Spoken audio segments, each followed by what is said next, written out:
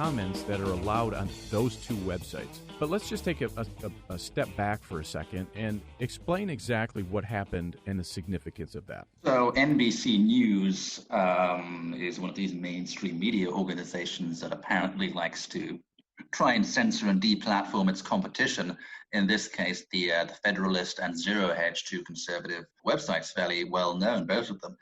And what they did was they worked with this British anti-hate organization. And when you hear the words anti-hate organization, what they really mean is, censorship of conservatives organization. This is called the Center for Countering Digital Hate. It's a UK-based group that's linked to George Soros-funded Hope Not Hate and the UK government. It's very much in the same vein as Media Matters or Sleeping Giants here in the US. And they've got a hit list of conservative websites that includes Breitbart News, actually, and they're trying to get advertisers to pull out. They're trying to get big tech companies to censor them, and they more or less succeeded in the case of the Federalist and Zero Hedge. What they did was they got Google to get the Federalist to shut down its comment section because of alleged hate speech violations in the comment section.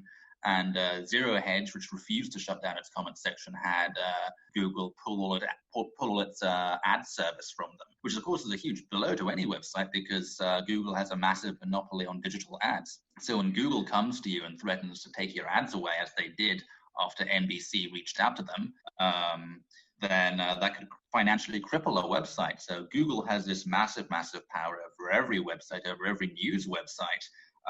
More power than any other company, I think, has ever had over news organizations. And NBC and these left-wing censorship organizations are trying to use that power to the full to censor conservative voices and conservative news.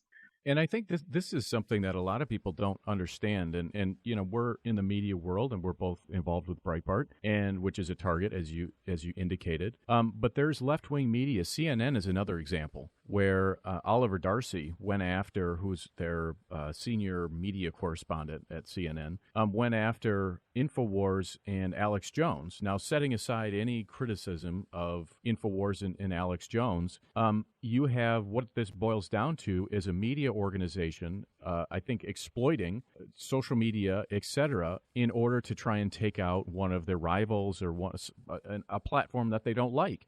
Is this sort of now with NBC News? Is this sort of becoming a standard tactic in sort of the media battle, or are these just sort of one-off examples? No, it's absolutely a standard tactic. And it's interesting, all of this emerged after 2016.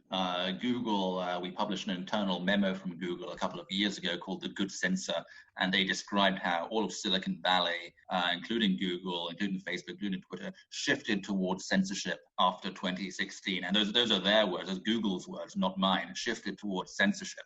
And this all happened after 2016, which, a coincidence, what also happened in that year. And right. It was also after then that we saw the emergence of these media reporters. That's when people like Oliver Darcy moved over from conservative media. He used to work for The Blaze. He used to work, I heard a rumor he once even applied to InfoWars. I don't know if that's true or not. But he moved over to CNN. Other media organizations expanded their so-called media reporter departments. And media reporter is the same as anti-hate organization. The function of a media reporter in a mainstream news organization is to monitor right-wing media and look for any excuse to deplatform them. And CNN has this, NBC has this, NBC's they call it the News Verification Unit. So they hunt down so-called fake news, by which they mean conservative media.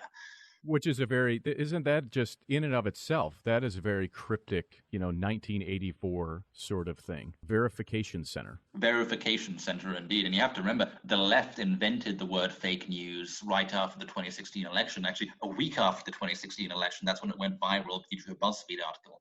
And it was always intended as one of these, flexible words like hate, like conspiracy theory that they use to smear the right. And it was only thanks to President Trump used turning the word fake news around on CNN that it wasn't just completely co-opted by the left and by the mainstream. And this all fits into a wider pattern since 2016. If you see 2016, as many people do, as a revolt by the people against elites, the years since then have been a revolt by the elites against the people. We saw elites in the UK trying to overturn Brexit. They spent years and years trying to do that. And in the US, they've done everything they can to stop the Trump agenda, to censor Donald Trump supporters, to censor the populist media, to censor conservative media. So we're now living in this era of elites revolting against the people, I believe. And the tech censorship is a part of that. The rise of media reporters and verification units is a part of that as well. So I think the average person who's looking at this could understand the role that NBC News is playing. I'm not, excusing it certainly by any means, but it makes sense. What is the significance of Google being involved in this? What's the significance of that, and what does it mean for press freedom and censorship on online news? Well, I think never before in human history have so many news organizations been beholden to just a completely unaccountable private actor in the same way that they are today. Two companies, Google and Facebook, have more power than like the wildest dreams of any totalitarian censor. The Soviet Union did not have the kind of power, I think, that Facebook and Google have over news organizations today. Google and Facebook together can cut off all the revenues, your entire audience, if you own a news website. If you're suppressed in Google search and if you're suppressed on Facebook, you don't have an online presence because most people will not go past the first page of Google results. I think it's something like 80-90% of people won't do that. So if you're not on the first page of Google results, then you're effectively not on Google. Equally, Facebook is the world's, by a long margin, the world's most important distributor of news. No other social network, no other website comes close. If you're kicked off Facebook, you're crippled as a news organization. So if you don't have these Silicon Valley giants on your side, if they're against you, or if someone in the NBC News verification unit snitches on you and turns them against you, then you're completely screwed as a news organization. And I think, Google specifically is now in a position where, because of this ad revenue, as you're explaining, they're able to pick and choose effectively what outlets like the Federalist or Zero Hedge or Breitbart or Daily Caller or Washington Examiner or any of those others, they're able to pick and choose what editorially those websites are able to cover. So, for example, if somebody writes a critical piece of Black Lives Matter or Antifa, and for whatever reason it goes against the standards of Google, well, then they're able to basically shape that editorial. Is that the direction that we're heading? And what should people do about it? That's absolutely right. And I don't think we're heading in that direction. I think we're already there.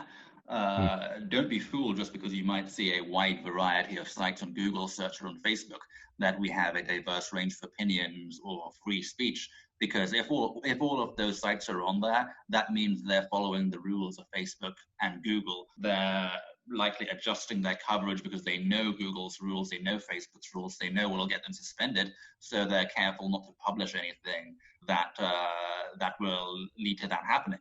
So in a sense, Google and Facebook are now the editors in chief of everyone, of every news website, because everyone has to follow their rules or they're essentially booted off the internet. And there's no recourse. If Facebook or Google decides to unfairly kick someone off, then you can't appeal that in court. When people have tried, they've been shut down thanks to the legal immunities enjoyed by these big tech companies that no other industry has. So we've got just a couple seconds left, but I see all of these tweets from Republican members of Congress who, they rhetorically shake their fist at Google or Twitter or Facebook, and they say, this is censorship and this is not going to stand. But what are they doing about it? And what could the Congress do about it? Well, the first thing, as I said, is to get rid of those legal immunities. And you shouldn't listen to any Republican or conservative who says that these are free market companies, because you have to remember these companies have special privileges granted to them by Congress in the 1990s under Section 230 of the Communications Decency Act that has allowed them to grow this big and this powerful. So they owe their position to the government, to lawmakers. And lawmakers should absolutely get involved and say, well, if you want to keep these immunities, then you have to protect free speech for everyone. And you have to I think they should give people a private right of action to take these companies to court when they unfairly suspend them or unfairly withdraw service. But lots of conservatives, lots of Republicans are completely bought by these companies. They're the biggest lobbying spenders in Washington, and that absolutely includes organizations like, the Heritage Foundation, ACU, various Republican lawmakers. There are a few good Republican lawmakers who are not bought off by Google. Hawley, Cruz, Marsha Blackburn, Gohmert, and Gosar, Gates. But many others, many conservatives have been bought up by Google. So it's going to be very difficult to see a change in Washington coming soon. Allum Bokhari is Senior Technology Correspondent at Breitbart News. Thanks for joining me today. Thanks, Scott. Thank you so much for listening this week. For more of my work, go to Breitbart.com or find me on Twitter at Kyle Olson and the number 4. This is The Kyle Olson Show.